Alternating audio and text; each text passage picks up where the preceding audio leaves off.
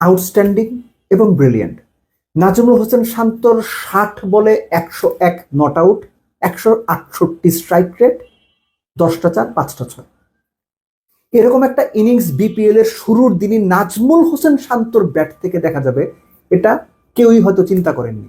এবং একই সঙ্গে নাজমুল হোসেন শান্ত বোধহয় এই ইনিংসটা দিয়ে বিভিন্ন জায়গায় একটা বার্তা দেওয়ার চেষ্টা করলেন যে তাকে যেভাবে টি-20 থেকে বাতিলের খাতায় ফেলে দেওয়া হয়, যেভাবে তিনি টি-20তে পারেন না চলেন না বলে ট্যাগ লাগিয়ে দেওয়ার চেষ্টা করা হয়, সেগুলোর বিপক্ষেও ছোট্ট করে হলো একটা জবাব দিয়ে রাখলেন।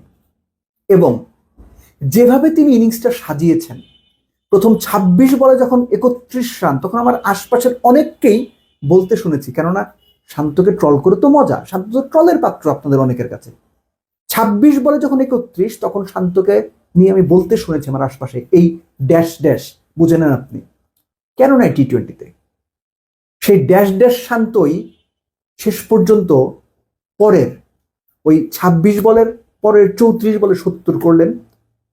শুধুমাত্র লেগ সাইডে খেললেন না, স্কোয়ার কাট, ড্রাইভ, পুল, হুক, সুইপ, সব রকম শট খেলে, উইকেটের চারপাশে খেলে, ক্যাপ্টেন্স নক খেলে, 190 চেজ ডাউন করে, মুশফিকের 50 দুর্দান্ত ইনিংস, মুশফিকের সঙ্গে 72 বলে 130 নট আউটের পার্টনারশিপ করে ম্যাচ জিতিয়ে মাঠ ছাড়লেন।